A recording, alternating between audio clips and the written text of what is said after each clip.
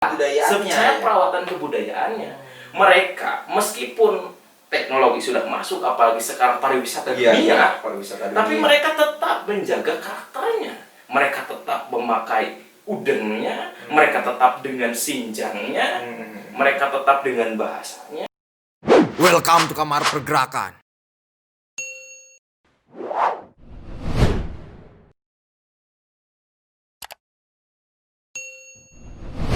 Oke, assalamualaikum warahmatullahi wabarakatuh. Kembali lagi di channel Kamar Pergerakan, yang mana pada kesempatan ini spesial 1 Muharram, kita akan membicarakan mengenai kebudayaan dalam perspektif pemuda. Nah, kebetulan pada kesempatan kali ini saya ditemani oleh sahabat Nendi Apriki.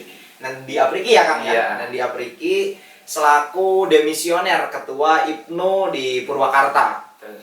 Nah, itu Kang, mungkin pada kesempatan kali ini kita akan sedikit berbincang-bincang mengenai kebudayaan. Apalagi dari segi tampilan udah mencerminkan budayawan banget ya. Biasa saja. Mencerminkan kebudayawan, tetapi ya oke lah, kita sedikit mengupas tentang kebudayaan. Tetapi sebelum dilanjut, jangan lupa subscribe untuk sahabat-sahabat sekalian, supaya apa yang kita sampaikan dapat bermanfaat untuk sahabat-sahabat. Nah, seperti itu Kang. Ya. Jadi perspektif kebudayaan menurut pandangan Akang sendiri itu kayak gimana sih sebetulnya Kang? Kalau saya memahami bahwa budaya itu, kalau secara bahasa sendiri berasal daripada budi dan daya. Budi dan daya ya. Di mana budaya itu adalah hasil cipta karya rasa seorang manusia mengekspresikan cipta daya Dan rasa rasanya dan karsanya sehingga menghasilkan sesuatu. Nah, sesuatu itulah yang disebut dengan kebudayaan. kebudayaan. Oh, oke. Berarti kebudayaan itu dilahirkan daripada kreativitas Iya. ataupun pemaknaan ya. Betul. Pemaknaan seseorang terhadap realitas yang terjadi Yang itu terjadi. ya? Oke. Nah, realitas yang terjadi itu apa? Nah, realitas yang terjadi itu yang sangat berpengaruh khususnya bagi suku Sunda. Sunda itu bukan sekedar suku. Oh, iya. Sunda itu adalah sebuah ajaran. Ajaran. Bukan hanya sebagai suku kita memahami seperti itu, tetapi sebuah ajaran dan keyakinan, bahkan tuntunan hidup itu Sunda yang sejatinya. Jadi ajaran yang diajarkannya itu kayak gimana sih? Nah, Sunda itu yang disebut dengan kebudayaan Sunda itu berakar daripada alamnya.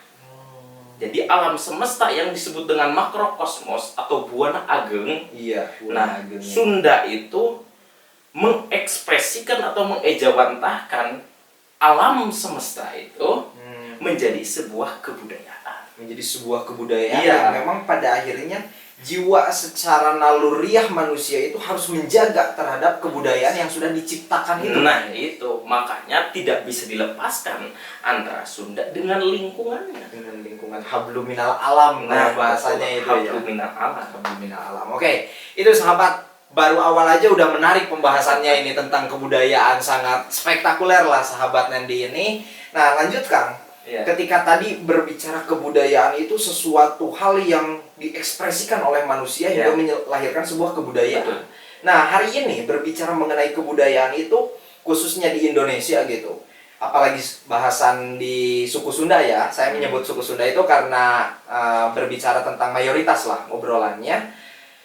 Mulai terkikis Kang. Ya. Mulai terkikis ya, seperti misalkan bahasa permainan barudak, kalau bahasa Sunda itu kaulinan ya. Kaulinan barudak itu udah mulai terkikis kan hari ini. Kalau dulu itu main kaleci katanya, ataupun permainan-permainan tradisional itu mulai terkikis. Ataupun budaya-budaya seperti setiap bulan puasa mau ke lebaran itu bagi rantang ya, berkat ya, dari rumah satu ke rumah yang lain, atau jiwa gotong royongnya itu tinggi lah ya. Tetapi sekarang itu mulai terkikis karena persoalannya itu karena apa sih kira-kira Kang? Ya, degradasi itu semua ya, dari dulu sampai sekarang mengalami sebuah perubahan yang panjang memang karena proses perubahan zaman itu sendiri.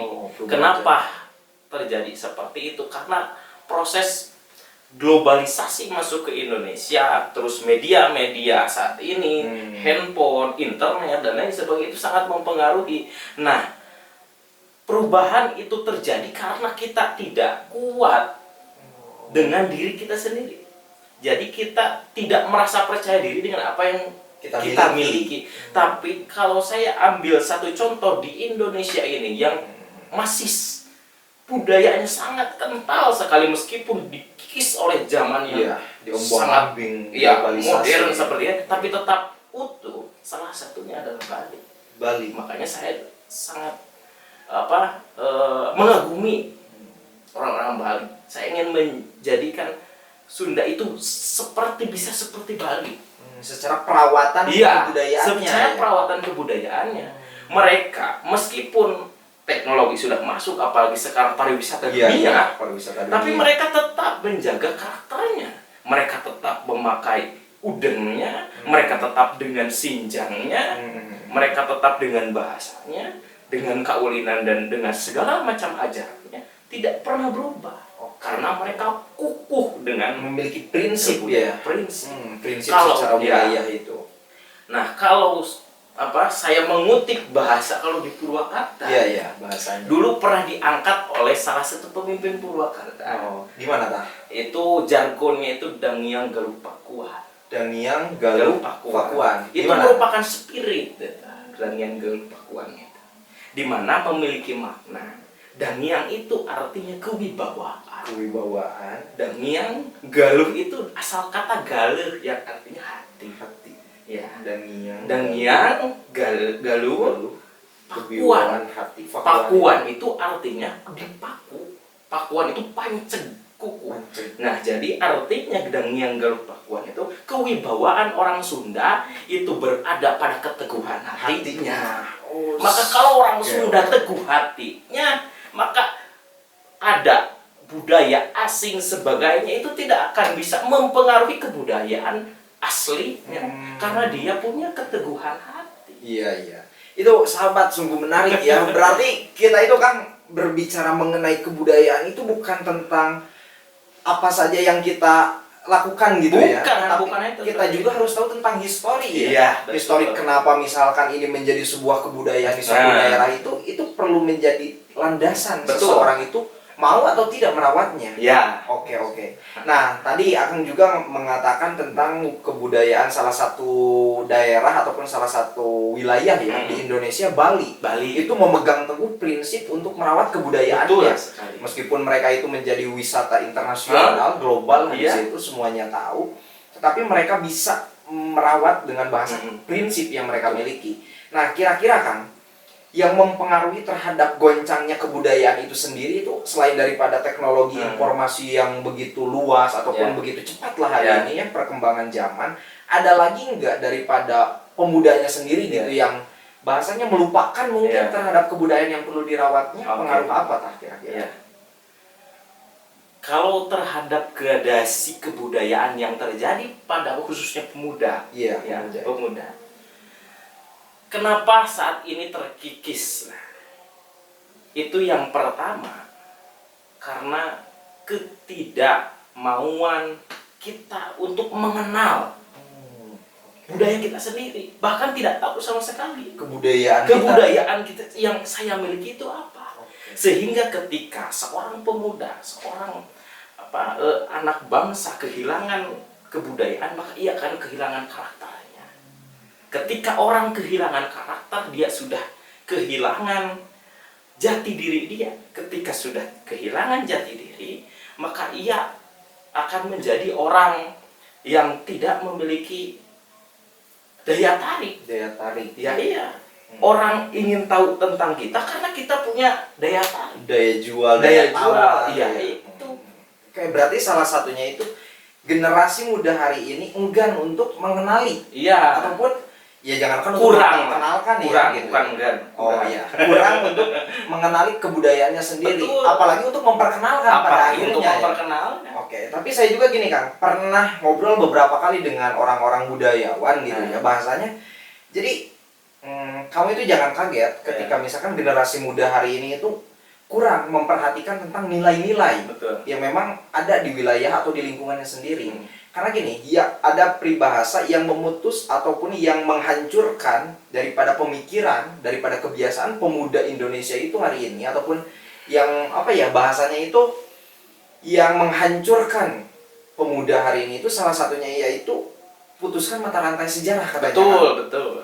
Nah, putuskan mata rantai sejarah yang pada akhirnya mereka itu akan lupa terhadap identitas dirinya. Betul. Apalagi bangsanya gitu. Jadi bangsa yang besar adalah bangsa yang Menghormati jasa pahlawannya. pahlawan. Nah, sedangkan ketika kita ingin mengenali jasa pahlawan itu kan bentuk histori. ya. Melihat ke belakang supaya jiwa mudanya itu muncul lah Betul. gitu. Nah, itu yang pertama, katanya putuskan mata rantai sejarah Ya. daripada generasi muda hari ini Betul. supaya mereka tidak tahu tentang perjuangan bangsanya seperti apa dulu. Iya. Kemudian yang kedua, beri dia hedonisme, beri dia kesenangan, Kemewahan. glamor hidupnya itu yang penting, wah senang-senang, senang-senang tanpa Ya. dia memperhatikan tentang lingkungan sosialnya. Betul. Dan yang terakhir itu beri dia liberalisme kan, beri dia kebebasan, di mana kebebasan itu sedikit demi sedikit mengikis Ya. tanpa dia mampu memfilter Betul. kebudayaan asing yang masuk ke negerinya sendiri. Iya. Nah, itu mungkin Kang di gambaran pertama itu bahwasanya pemuda itu adalah pemimpin yang akan datang atau pemuda hari ini itu adalah pemimpin yang akan datang, tetapi sungguh miris ketika dia sendiri tidak mengenali identitas bangsanya ataupun daerahnya sendiri Kang ya. Betul. Oke, perspektif Akang nih yang kedua ya, ketika tadi berbicara histori dengan sekelumit bahasan yang menurut saya menarik untuk pemuda Kang. Perlu tahu lah pemuda itu bukan hanya sekedar apa ya, menjalani hidup, tetapi dia juga harus mampu menghidupkan baik dirinya ataupun kebudayaan yang ada di lingkungannya. Nah, perspektif filosofis daripada gambaran tadi yang sudah dijelaskan itu secara konstruk kebudayaan ini kayak gimana kan? Ya, kalau berbicara makna filosofis permasalahan kebudayaan ini, ya, kita punya banyak sekali figur-figur, tokoh-tokoh sejarah, apalagi di Sunda ini. Kita banyak sekali, tidak kalah yang namanya orang filosof dengan Sokrates, dengan Aristoteles, orang Sunda pun orang Nusantara itu sangat banyak.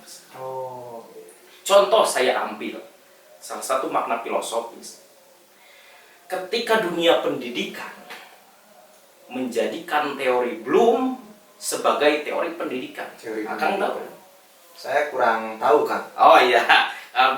Di pendidikan itu ada namanya kognitif, afektif, dan psikomotorik.